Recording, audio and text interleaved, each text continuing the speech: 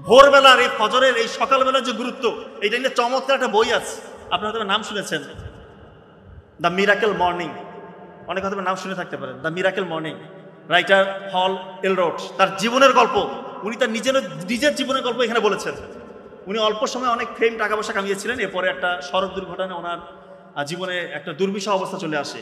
কেউ বলে না যে উনি উঠে দাঁড়াতে পারবে, সুস্থ হইতে পারবে, কেউ বলে না।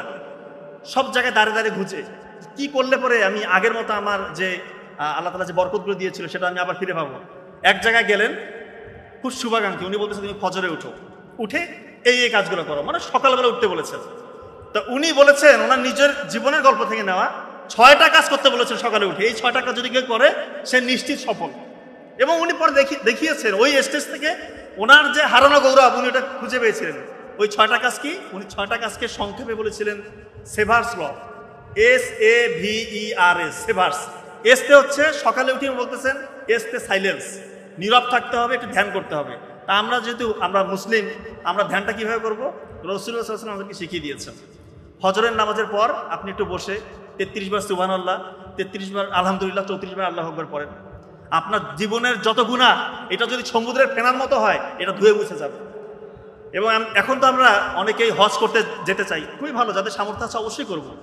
কিন্তু একটা সুযোগ কিন্তু রাসূলুল্লাহ সাল্লাল্লাহু আলাইহি ওয়াসাল্লাম বলে গিয়েছেন, ফজরের পরে কিছুক্ষণ তুমি বসে থাকো, আল্লাহ জিকির করো।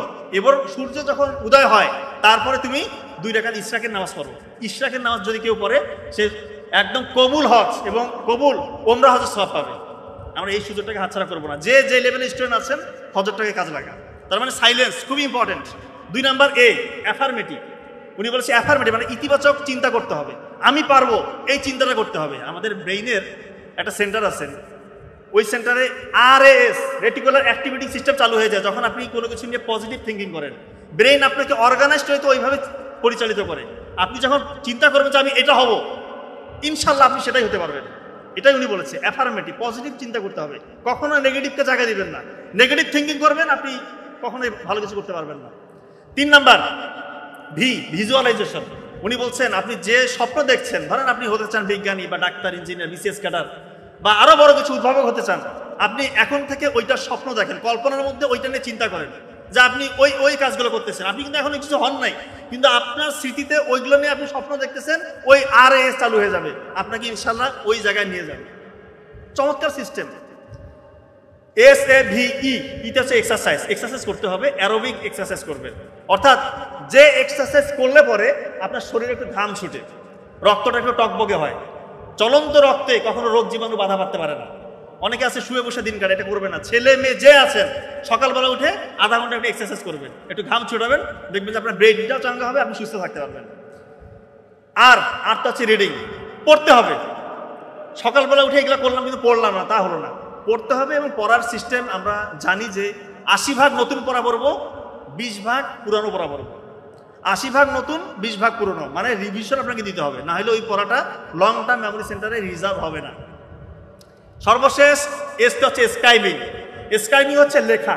উনি বলেছে কেউ যদি পড়ার পাশাপাশি লিখে, ওই পড়াটা দীর্ঘমেয়াদী স্মৃতি সেন্টারে রিজার্ভ হওয়ার প্রবণতা অনেক গুণ বেশি, এবং বিজ্ঞানী এটা প্রমাণ করছে। পড়ার সাথে সাথে লিখবেন, আপনার জীবন বদলে যাবে ইনশাল্লাহ। এক্ষেত্রে আমি একটা সত্যি ঘটনা বলি। ক্লাস 9 পর্যন্ত কিন্তু আমি ব্যাক বেঞ্চার ছিলাম। নাবিল ভাই বলতেছে যে ভাই তুই একটা কাজ কর, তুই যে প্রশ্নটা পড়তেছিস সেটা শুধু লেখ, আর কিছু করতে হবে না তোকে। ক্লাস 9 আমি গ্রামের স্কুলে ব্যাক বেঞ্চার। সেই জায়গা থেকে আলহামদুলিল্লাহ শুধু একটা জিনিস আমি ফলো করছি, যে প্রশ্নটা ইম্পর্টেন্ট প্রশ্নটা আছে সেটা আমি পড়ার পাশাপাশি লিখেছি, আর কোনো কিছু করি নাই। আলহামদুলিল্লাহ। এরপর তো আপনারা সবাই জানেন ওই সময় গোল্ডেন A+, মেডিকেলের চান্স, BCS একবারে হওয়া, এগুলো আমি দুনিয়াবী সাফল্য মনে করি না, এবং আমার আত্মপ্রচারণা করছি না, শুধু একটা মেসেজ দেওয়ার চেষ্টা করছি। আমার মতো ব্যাকবেঞ্চার যদি একটা জিনিস ফলো করে হয়, আপনারা আমার থেকে 1000 গুণে ভালো। ইনশাল্লাহ আপনার ফজরকে কাজে লাগান, এই 6টা কাজ করেন, দেখবেন যে ইনশাল্লাহ জীবন বদলে যাবে।